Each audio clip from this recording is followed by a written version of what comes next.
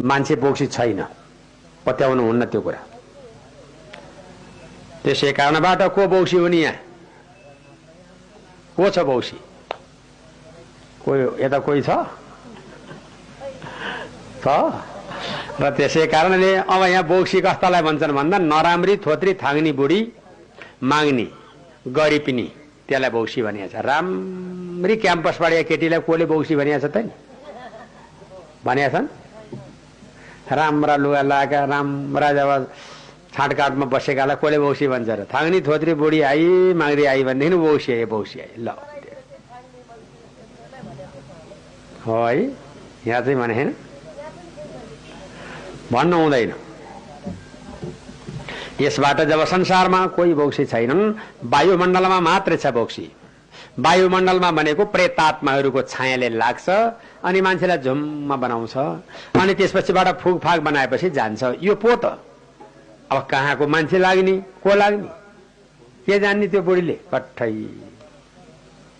होइन, नपत्याउनु। अर्को कुरा फेरि त्यो बोक्सी भन्ना साथ कानुन पनि चर्कै छ अहिले, नभन्नु।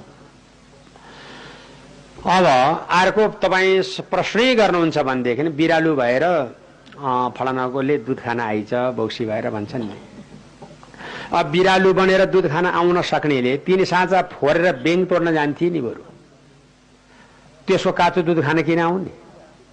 त्यो पानी हालेर दुध खान।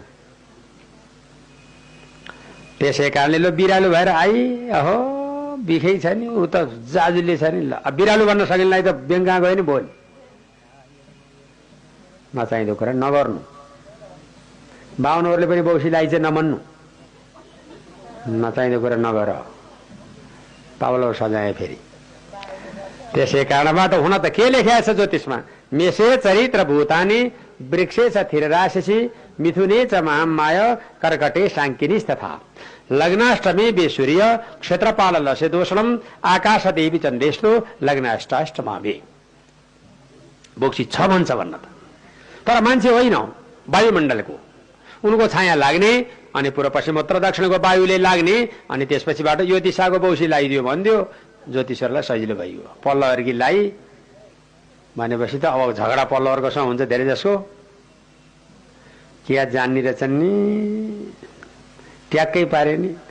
आफ्नै कुल कुटुम्बमा भित्रैको रहेछ, उही बोलिया सुनिँदो रहेछ भनेपछि त झन् त्यो ज्योतिष कहीँ नभएको जान्ने भयो अब त्यो होइन त। विश्वास नगर्नु ती कुरा होइन।